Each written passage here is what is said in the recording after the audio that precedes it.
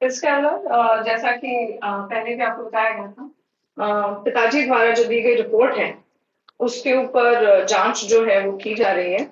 जो उनके द्वारा बताया गया था कि इंजेक्शन किस तरह से एडमिनिस्टर किया गया था, उनसे जिन्होंने इंजेक्शन एडमिनिस्टर किया था, उनसे जांच चल रही है, उनसे हम डिटेल्स ले रहे हैं। इसके अलावा एफएसएल टीम जो है उसने मौके का बहुत साइंटिफिकली निरीक्षण किया है और वहां से जो उनको डाउटफुल जो भी चीज लगी है, ऐसे साक्ष्य को संकलित किया गया है। इसके अलावा मेडिकल टीम द्वारा जो हमें जो साक्ष्य उन्होंने इकट्ठे किए हैं दौरान पोस्टमार्टम, उनको प्रॉपरली हम कलेक्ट करके चेन ऑफ कस्टडी मेंटेन करते हुए हमारे को जांच जो संबंधित विभाग है वहां पर भेजी जा रही है।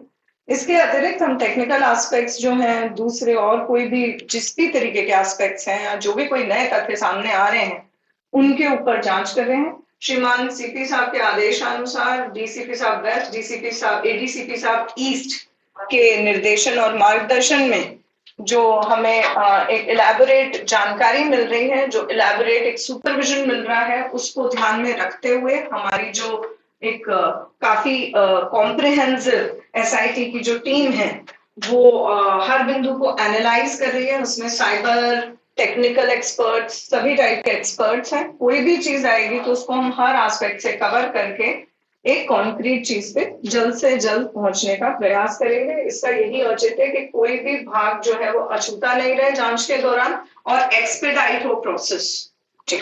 उसके पिता ने मदद दिया, दर्ज कराया, मामला दर्ज कर लिया है। वो कौन से न्याय की बात कर रहे हैं? जो कह रहे हैं न्याय मांग रहे हैं, न्याय मिलना चाहिए, तो आपसे कौन सा न्याय मांग रहे हैं? पुलिस से कौन सा न्याय मांगने की बात कर रहे हैं? उनके द्वारा अभी तक हमें ऐसी कोई भी बात नहीं कही गई। उनके द्वारा एक विस्तृत जो रिपोर्ट दी गई थी, लेकिन जिसके बेसिस पे पोस्टमार्टम जो है वो किया गया, जिसको ध्यान में रखते हुए, इसके अलावा हमसे अभी तक पुलिस डिपार्टमेंट से उनके द्वारा ऐसी कोई बात नहीं कही। मैम, आपको जो लिखित में शिकायत उन्होंने मर्ग पेश की है, उसमें देवी सिंह जो कंपाउंडर है, उसके खिलाफ क्या आरोप लगाए?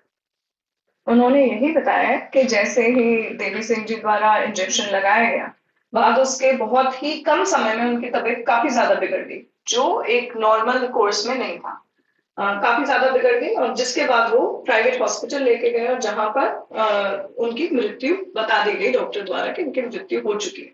तो जाहिर है उनके द्वारा यही बताया जा रहा है कि कहीं ना कहीं जो इंजेक्शन लगाया गया उसमें कोई ना कोई नेग्लिजेंस बरती गई होगी।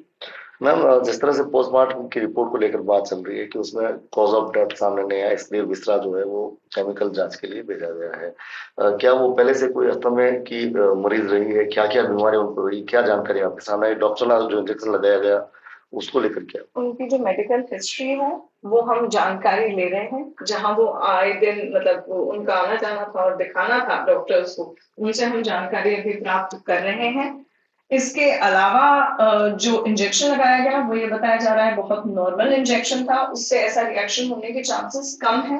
कॉज ऑफ डेथ जो है वो बताना और उसकी ओपिनियन टोटली प्रेरिगेटिव जो मेडिकल ज्यूरिस्ट का है। वो अपने जो भी उनके लेवल पे जो संकलन होता है बाद उसके वो बताया जाता है। तो ये उनका कब तक रिपोर्ट आने की संभावना है अगर मेडिकल रिपोर्ट? ये टोटली जैसे मैंने आपको बताया कि मेडिकल ज्यूरिस्ट जो हैं वही आपको बेहतर बता पाएंगे क्योंकि इसमें कई एस्पेक्ट्स हैं। मैम, एक चोरी और सामने निकल के आ रही है। जिस तरह से कहा जा रहा है, बात कही जा रही है कि सीसीटीवी कैमरे हटा दिए गए। बाहर सीसीटीवी कैमरों के तार लगे हुए हैं, लेकिन सीसीटीवी कैमरे कभी लगे हो ऐसा निशान वहां पे नजर नहीं आ रहे हैं। तो ऐसे में क्या ये जानबूझकर उसके फादर को इंडिकेट करने का प्रयास किया जा रहा है कुछ लोगों के द्वारा?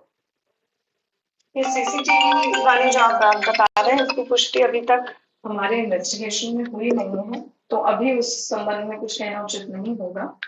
परंतु ये कोई अगर इम्प्लीकेट करने की कोशिश कर रहे हैं तो जब तक अनुसंधान पूरा नहीं होता, जांच पूरी नहीं होती, किसी भी तरीके का कोई कयास लगाना और कहीं सुनी बात पे विश्वास करना बहुत उचित नहीं।